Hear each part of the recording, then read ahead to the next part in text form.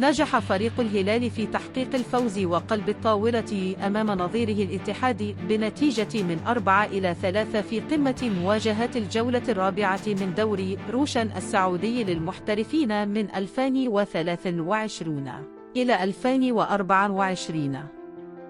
وبادر نادي الاتحاد بهدف أول بعد مرور 16 دقيقة عن طريق نجمه البرازيلي رومارينهو، ولم تمر سوى 4 دقائق حتى تعادل للهلال المهاجم الصربي ميتروفيتش بهدف رائع بعدما وصلته كرة عرضية من زميله سعود عبد الحميد.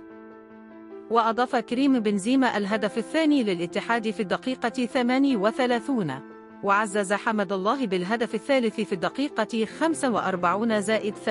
في الشوط الأول. وخلال الشوط الثاني عاد ميتروفيتش ليسجل الهدفين الثاني والثالث للزعيم في شباك نظيره اتحاد جدة بالدقيقتين 61 و65 ركلة جزاء من زمن كلاسيكو الكرة السعودية.